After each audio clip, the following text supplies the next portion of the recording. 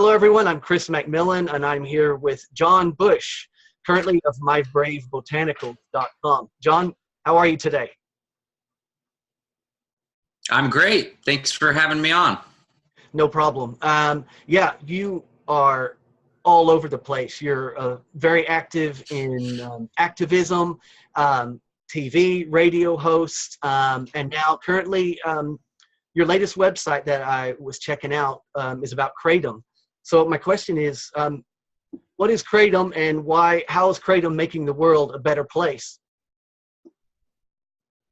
Sure. Yeah, Kratom is a member of the coffee family. It's made from the ground up powderized leaves of the Kratom evergreen tree, which is grown primarily in Southeast Asia. It's been used for centuries by indigenous folk, day laborers who wanted to take the edge off after work or their feet were hurting out in the fields. And recently it's becoming increasingly popular in the West. A lot of people take it instead of prescription pain medicine. People take it for chronic pain. Others use it to help overcome withdrawal symptoms when they're kicking an addiction to opioids or even opiates like heroin. Those are the red strains that help in those areas a lot. And then there's also green and white varieties that tend to be a little more uplifting, energetic. People take it for stress and anxiety. People take it instead of Adderall, for example, for focus. So as an activist and an advocate for natural health lifestyles and health freedom, when I learned about Kratom, when I tried it for myself, when I saw the impact it was having for other people, I just knew that it was something that's really important, and I wanted to put some time and energy and some entrepreneurship into getting it out to as many people as possible. Are they going to try to make it illegal? I mean, there's a lot of talk back and forth because, it's a great natural product for our health. What's the current situation with all that around the U.S. in general, particularly in Texas? Sure. It's illegal in 6 states, and my research shows me that it got grouped in with like K2 and spice just because it was simply associated with it at head shops. They sell the same kind of area kind of deal. And there was some really big problems with those synthetic analogs. They would get banned by state governments. Then in late 2016, the FDA, we learned this later, the FDA was pressuring the DEA, the Drug Enforcement Agency, to add Kratom to Schedule 1, along with heroin and cannabis of all things.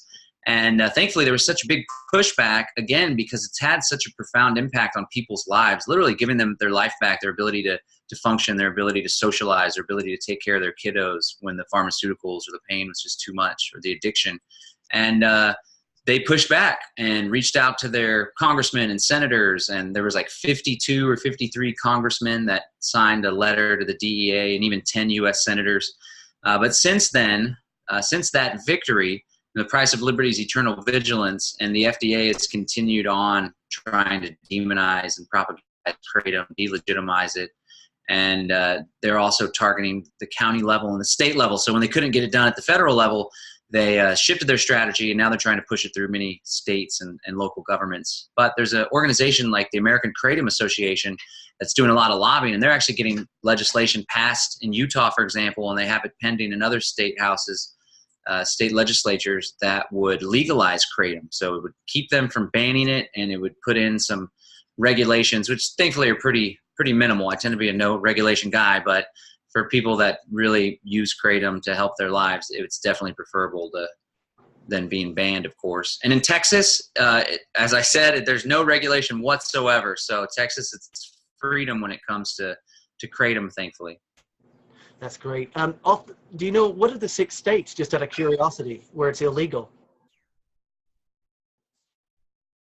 What states? You're coming in and out a little bit, but I'm pretty sure you asked what states. I believe it's Alabama, Tennessee, Minnesota, I believe Vermont, and I can't think of the other 2 at the moment. And then San Diego and San Diego City, it's illegal. And Denver, Colorado, it's illegal.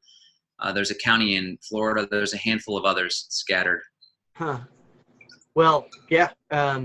Appreciate guys like you getting out there and spreading the word. And your website, I was looking at it earlier. It looks like there's an enticing offer going on right now where you can get some free Kratom, just pay shipping and handling. Yeah. Yeah. You can go to my website's mybraidbotanicals.com. We also launched freeounceofkratom.com, freeounceofkratom.com. I believe so much in Kratom and its ability to help people that I want people to just try it for themselves. So all they got to do is pay $5 for shipping and handling and ship out to them. And they could try, and hopefully it helps to change their world. Excellent. John, years ago, I really enjoyed your series, Sovereign Living, where you were trying to live as off-grid as you possibly can. I was going to ask you, what are some of the most valuable lessons you learned from that experience, and what's currently going on with that series? Sure. So yeah, we had a docu-reality show called Sovereign Living that we produced, and we ended up producing 4 episodes. And we've released the first one publicly, and it was really just following my family and our efforts to live off the grid and to get away from as many centralized systems as possible. And we did some gardening. We had a bunch of chickens. We also covered how you can deal with conflicts with your fellow humans without relying on the police or the government. The 3rd episode was all about our natural home birth of my second child. His name's William. And that was great. We're probably going to release that pretty soon for people to be able to view all the episodes. As of late, we've shifted the focus away from my family and our house and our efforts to do that back in the day to communities that are living sovereign and off the grid and sustainable, and especially autonomous communities.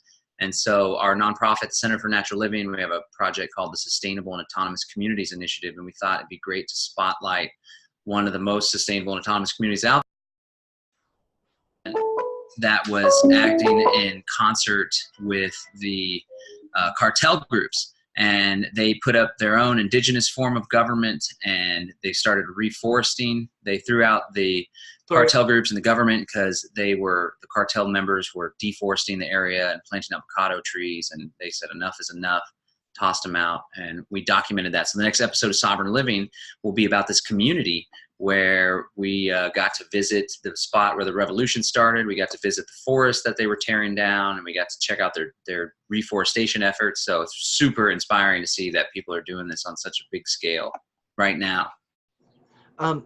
Yeah, that is really cool. How long were you down there? Hey, I think I lost you there. Sorry about that. Yeah. Are you back? Yeah. The good thing with Zoom is it bounces right back. Sorry about that. No, I was asking how long were you actually down there in Mexico doing that? Okay, we went to Mexico for a few months and came back for Christmas. And then we came back again for the Acapulco conference. But on the drive back up, we stayed in Cheran. We were in Acapulco, where the Acapulco conference is. And on the way back, we drove through Cheran, and we spent 4 nights there and met with the village elders and learned about their new somewhat autonomous government and how things work in their community and the revolution. It was super cool and super inspiring. So we're really excited to share that. We'll probably release it within the next week. That's great. How's your Spanish? Yeah. John, just so you know, I think your camera's off, or I can't see you. It could be the storm that you're in right now, but the important thing is the audio anyway. Okay. It says that it's on my end. So no worries. Should I leave the meeting and come back, or let's just keep rolling? Yeah, let's just keep rolling. The audio is more important. Okay. Sure. You recently gave a speech at the Paleo FX Conference in Austin about Kratom and the advantages of it. But this is a new conference for me. What's this conference all about? I had not heard of it before. Oh yeah. Sure. Yeah, it's called Paleo FX, and it's every year in Austin, Texas. It's a really big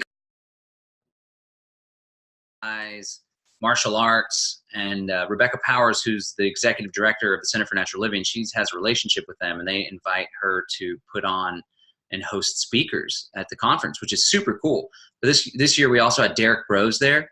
So the audience isn't like anarchists, libertarians, or truth seekers by any means, but to be able to but however, a lot of people do think outside the box, especially when it comes to health and healthy lifestyles, right? A lot of people would be aware of vaccine stuff and aware of the problem with GMOs and the food and the importance of eating organic.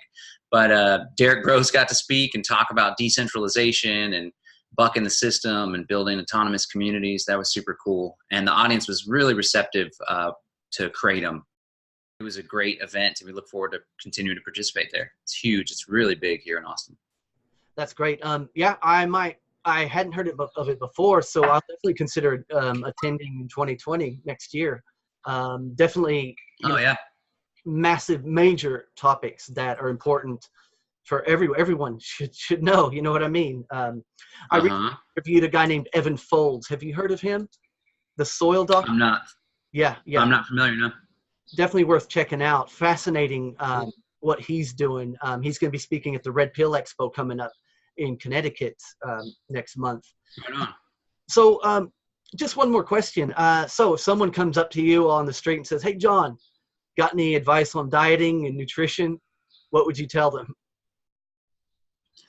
Sure. I realized earlier you asked me what are some of the things I learned from the sovereign living stuff. I didn't respond to that. I could shout out a couple quick things like if you're going to be gardening and trying to grow your own food and get off the grid in that way, always expect it to be a little more difficult than you think, and always expect to have a really big learning curve, especially if it's your first time. That pretty much goes with all sorts of off the grid stuff, whether it's solar or canning and stuff. So give yourself some time and don't be hard on yourself. And then really throughout the process, we learn the importance of community and relying on other people and having a tribe of people that you can support and that they can support you. And really important is to make sure that everyone has the ability to communicate openly with one another and work with tools like nonviolent communication. We had some community groups fall apart and some relationships fall apart. And I think that people practicing together and on their own things like nonviolent communication focused on compassion and empathy and hearing someone and feelings and needs rather than calling people out or being nasty or defensive could really help avoid a lot of conflict and create more harmony. If we're trying to build these alternative types of communities and societies, then we got to be good to one another. So that's what I would recommend. That's my advice from Sovereign Living. That's what I learned. And then as far as like diet stuff, really, I think if you start becoming conscious of your body and what you put into your body, and you cut the toxins and some simple advice would be not to eat fast food, to avoid foods with pesticides, obviously to avoid GMOs, and avoid a whole lot of stuff. Try to go like strict paleo, old school diet, or simply like try a plant-based diet for a month or so. So it's kind of like a system reset. Do as much fasting as you can in that time. And then you can slowly add things back because we all have different bodies. It's, one diet that's good for one group isn't good for other groups. But the important thing is to get in tune with your body so you can be your own authority rather than relying obviously on an MD or even a naturopath or the latest fad or website or guru. Become your own authority, because that's what it comes down to with sovereign living in the end, whether it's getting off the grid, being able to take care of yourself in the event of a power outage or civil unrest, or being able to be free of chronic pain and chronic ailments and illnesses. It's all about just becoming in tune with your body and letting it do its thing, because it's an amazing machine. Which diet works best for you? I'm definitely gluten-free. I picked up on that when I started in this natural health stuff. And Catherine and I back in the day did a paleo thing. This was going to be episode 5 of Sovereign Living, but we weren't able to complete through those episodes. But we did a whole month paleo. Then we added stuff back. And when I added bread back and the grains and the gluten, that's when my face started getting red again. And I start to feel the stuffiness. And if it's like, if I ate a pizza or drank a wheat beer, then it would feel like, whoa, like I would be I'd feel like maybe even a tiny bit hungover the next day. And so even ever since I quit that, it's just given me a lot more energy, and I don't have the sinus stuff as much. I still eat fried food and stuff. So sometimes there's gluten, but I can immediately tell when that's going on. So the gluten-free thing works for me. We did keto for a little while in a period where I was doing a lot of exercising and trying to strengthen up and shapen up. And that was a pretty fun experience. It was really hard. But but I felt a lot of energy when I was really sticking with it. But ultimately, I think just I need to eat more plants would really help, and avoid all the organic and the gluten-free thing for me. And again, just getting into trying some things, starting from a baseline, I think is important, like a paleo baseline, and then going from there. I think you mean avoid all the non-organic. Oh yeah, Good. misspoke on that one. Definitely avoid non-organic. It's funny that it's even called like that. We have to identify that Exactly. something's organic. That's how it used to be, right? It's And normal food. What organic means is it hasn't been doused in chemicals and pesticides. That's what it means. Yeah. Yeah, I yeah. gave up wheat some time ago. Made from wheat, and that was the first step for me. Right now, I'm currently transitioning into keto, and eventually I do Hmm. go full carnivore, because I've got one issue with my ears, and I'm just testing things out, like anyone should, just Hmm. finding out what works best for them. So yeah, I think it's great. Nutrition is so important. It's all connected, as you know. Everything is Uh-huh. connected. Um, yeah, John, I really appreciate you taking the time to talk to me. Any final thoughts? Just everybody live free in your own life and try to be good human beings and be good to one another. And if you suffer from chronic pain, stress, anxiety, mental focus, or if you find yourself in the grips of some sort of addiction that you're battling, a lot of people have had some pretty profound results with Kratom. It's all natural. And if you want to give it a try, you can go to freeounceofkratom.com, freeounceofkratom.com. Again, it's only $5 for shipping and handling, and we'll ship you an ounce of Kratom probably the very next day. That's great, John. Thanks a lot, man. Cool. Hey, thanks for having me.